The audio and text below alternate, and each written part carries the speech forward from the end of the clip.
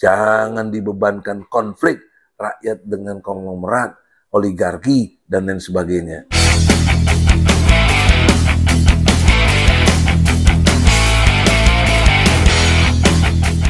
Gini, yang namanya properti negara itu berdasarkan pasal 33 ayat 3, bumi, air, dan apapun yang terkandung di dalamnya itu dikuasai oleh negara dan diperuntukkan untuk semakmur-makmurnya rakyat. Itu dulu normatif hukum Undang-Undang Dasar nih. Undang-Undang Dasar 45 pasal 33 ayat 3. Logika hukumnya itu nggak boleh ada yang diprivatisasi. Setidaknya 4 hal. 1 tanah, 2 air, 3 mineral, 4 tuh api. Api itu minyak. Itu ini semuanya public good namanya. Ya, saya ini doktor bidang sumber daya alam, bukannya aktivis ece-ece, enggak cuma cuap-cuap. Lulusan IPB, SBY aja di kelas saya.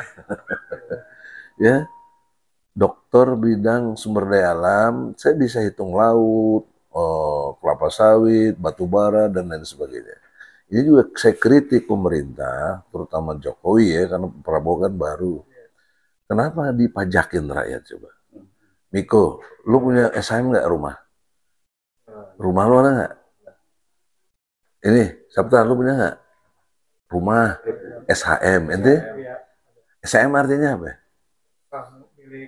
Sertifikat, hak milik. Lu kok dipajakin? Lu bayar pajak tiap tahun, mobil, motor. Lu dipajakin STNK, BPKB nama ente. Nah, everybody, saya tidak provokasi, tapi pajak itu tidak dikenal dalam ajaran Islam. Kalau pandangan, kenapa yang dikenal zakat? Jadi kalau mau dikutip zakat. Nah kalau zakat pasti adil karena yang disikat orang-orang kaya. Ya, jadi dalam Islam itu harta tidak boleh menggunung. Pas menggunung potong, gunung potong, gitu loh. Nah yang ideal 1/5 atau 1/8. Karena ini semuanya masuk kategori menurut saya harta rampasan perang. Ya, perang lawan hawa nafsu, perang proposal, perang politik, pilkada. Kan perang itu bos. Dia menguasai APBN atau APBD. Ya kalau negara APBN, itu berapa ribu triliun. Itu harusnya 20% buat rakyat betul-betul. Yang berupa fakir miskin, anak yatim, dan lain sebagainya. Dan Indonesia nggak konsisten. Sejak dulu ada pasal 34. Fakir miskin, anak terlantar, dipelihara oleh negara. Mana lu pernah lihat rumah nasional, yatim nasional? Ada? Enggak ada. Cuek. Don't care. Jangankan itu, bos. Sila keempat, Pancasila. Kerakyatan yang dipimpin oleh hikmah kebijaksanaan dalam permusyawaratan perwakilan. Kok ada pilpres? Woi, lo orang politik, lo UNAS, gue tahu. Ya. Kok ada pilkada? Kok one man one vote? Nah itulah ketidakkonsistenannya. Akhirnya berantakan sampai adalah pagar laut. Lo bayangin aja. 33 km, 32 ya. Kilometer itu kayak dari sini sampai Cibinong. Nah iyalah. Bahkan lebih bisa tuh. Luar biasa, bos. Mau diapain? Logika di pagar berarti kan diprivatisasi. Ini tag gue ya, punya gue ya, yang lain nggak boleh ya. Nah, itu harus kita juga jujur. Karena dalam Islam ada surat Al-Ma'idah ayat 8 nih. Niko, gue bukan sok Islami atau apa, Sabta. Ya, tapi nama lu lupa gue. Panji, Ji, dengerin baik-baik, Ji. Jangan kebencianmu pada satu kaum membuat kamu berlaku tidak adil. Berlaku adillah, karena adil lebih dekat pada takwa. Al-Ma'idah ayat 8. Nah, lu jangan lihat si aguan Cina segala macam terus kita nggak adil, nggak boleh juga. Kiai-kiai apalagi nggak boleh. Saya bukannya kritiknya, datengin Agwan kalau bisa. Tabayun. Tabayun tahu nggak? Cross check. Agwan nih bener lu, punya lu nih gimana. Kalau gue pernah, gue datengin si Agwan. Gwan, lu bener gak bang? Kita nih, gue kenal, jangan dikira gue gak kenal, lu tanya aja dia. Kalau gue ngaku-ngaku, boleh jadi. Gue tanya dia, gue manggilnya brother lagi. Brother, big brother, dia umurnya 74 lu. Udah tua, kesian juga orang dikoyak-koyak terus. Tapi dia juga harus jujur, kan begitu kan? Kita tuh nggak boleh. Gue sama Said Didu sahabat. Sama siapa ya aktivis nggak mungkin, nggak kenal gue. Kalau nggak kenal gue nggak aktivis lah dia, ya kan? Nggak pernah lihat gue di TV, nggak punya internet gitu aja. Jadi aku nanya sama gue, belum lama gue ketemu, kan? Itu kok keterlaluan sih, tanah harga 35 lu jual 35 juta apa 50 juta. Waduh, memang walaupun itu dia sopan sama Bang Egi, waduh lu salah info itu. Salah infonya gimana?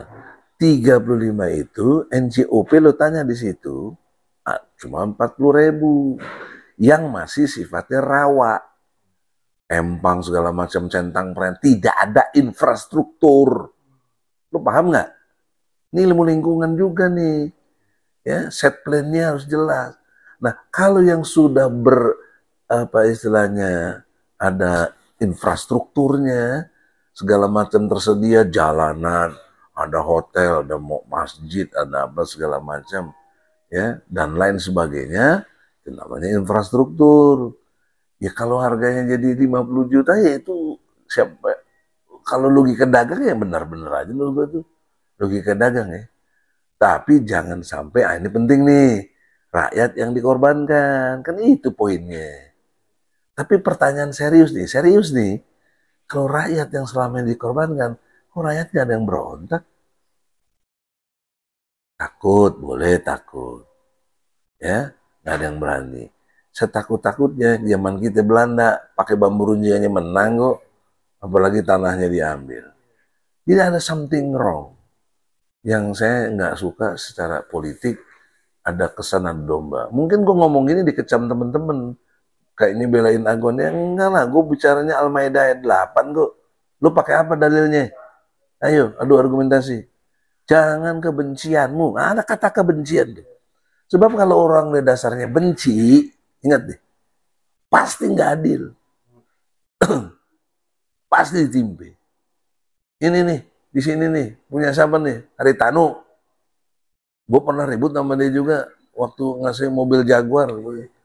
Tapi kita berteman baik. Nggak boleh dia benar terus kita zolimi. Nggak boleh. Itu Islam. Nggak suka ya debat. Yang benar gini bang. Ini abang kan nggak ngerti Quran. Ya oke, yang benar gimana? Gitu kan. Kenapa terus kita dilaporin polisi? Geblek juga kadang-kadang. Ya, blow on itu. Jadi poinnya bang. Jadi poinnya keadilan harus ditegakkan. Saya lihat di medsos Prabowo katanya mau tutup, katanya. Ya, kalau menurut saya sih kenapa dikaji-kaji lah? Ya, udah jelas kan ada faktanya. Aduh, kalau ini bahasa eufemisme supaya pelemahan nggak menegakkan hukum. Prabowo sahabat saya. Saya di penjara gara-gara bela dia. Ya, di ruangan 1x3 loh Prabowo, jangan main-main, susah gue di penjara.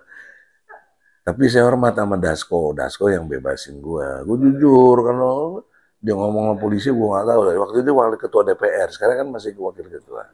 Jadi saya hormat sama Dasko. Tentu nggak mungkin kalau nggak perintah Prabowo kan. Jadi oleh karena itu saya nggak ada kebencian sedikit pun. Diperingatkannya oleh Al-Quran, saya baik kepada everybody, ya pemerintah yang benar gue dukung, pemerintah kayak Jokowi yang jahat nih kata Bang Hariman Siregar, jahat itu kemarin Malari lu kutip nggak tuh, ya jahat, belum ada tuh presiden dibilang jahat sama Bang Hariman. Bang Hariman ini tokoh legendaris lu, umurnya juga udah 74, lu masih belum lahir dia udah jadi aktivis. Nah, aku sempat ikut tahun 74, waktu itu gue masih kelas 2 SMP, tapi ikut demo-demo di UI dulu. Ya, oleh karena itu, saudara-saudara, dalam kesempatan ini, saya bukan alat memuaskan seseorang atau apa ya kan, tapi saya menegakkan keadilan. Jadi Prabowo dengan hormat tegakkan keadilan. Kalau bukan haknya buat orang itu, karena ini hak negara, Anda yang kelola, Anda yang betul-betul makmurkan rakyat. Jangan dibebankan konflik rakyat dengan konglomerat, oligarki, dan lain sebagainya. Masuklah kepentingan-kepentingan nanti yang kita nggak tahu. Saya kira demikian jelas. Mudah-mudahan ada manfaatnya. Assalamualaikum warahmatullahi wabarakatuh. Bang, sedikit tanggapan Bang. Kemarin ulama-ulama Banten sudah datang ke PIK 2 untuk investigasi. Mereka mengambil kesimpulan ini banyak mudaratnya nih, banyak lapangan pekerjaan baru nanti di sana. Terus, kok banyak pekerjaan jadi mudarat? Lapangan pekerjaan baru. Pendapatan daerah lebih bertambah. Kan lebih bagus tuh, kok mudarat? Ya, lebih banyak mendatangkan ini. Mudaratnya. Jadi nggak baiknya. Netizen tuh seolah-olah melihat hal itu sebagai hal negatif. Tanggapan Abang seperti apa? Gini, saya hormat dengan ulama. Saya aja ketua umum atau presiden TPUA, tim pembela ulama dan aktivis. Aku pasti bela ulama. Ulama itu sisi lain tidak salah, karena dia langsung berpikir ke negatifnya. Tenaga kerja tambah, infrastruktur tambah, segala macam tambah, mungkin dia khawatir kemaksiatan juga tambah gitu loh. Dilihat saya di sudut itu ya bener aja. Tapi sisi lain nih, orang cari kerja susah. Ada pekerjaan. Ya bagus dong orang kerja. Tinggal diingetin aja lo bayar zakat. Kan gitu. Infak, sedekahnya. Gitu. Yang tadinya rawa-rawa jadi bagus. Ya bagus dong. Jadi kota. Gue kemarin lihat-lihat juga ke PIK itu. Yang ke tempatnya Aguan, ya di situ ada suci apa saya nggak tahu. Saya lihat bagus, ada musola, ada lagi dibangun masjid, ya. Jadi bertambahlah perekonomian meningkat. Yang penting satu, ulama jaga moral rakyatnya. Nah ulama juga boleh jujur ya saya atau kritik. Udah diajarin sama Nabi kalau lihat kemungkaran gunakan biadi tanganmu. Nggak sanggup kau bilisani ngomong. Nggak sanggup juga kau penakut. Bikol bihi. Dalam hati. Selama ini siapa yang berani ngomong? Ya, tegur si Jokowi itu. Ijazahnya palsu sampai sekarang. Nggak ada yang berani negur. Nggak ada ulama saya lihat. Padahal ini mudarat tuh. Gara-gara Jokowi ijazahnya palsu.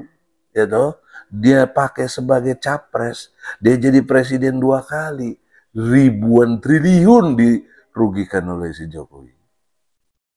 Tadi saya udah kasih contoh 3 komoditas nih, jangan ngomong kosong nih, boleh diteliti. Tanya Said Didu, dia ngerti juga, dia IPB juga tuh. Ya, gue IPB tapi S2, S3-nya, ya, Said Didu S1 di situ. Itu batu bara. Ini kurang lebih 3.000 triliun loh setahun.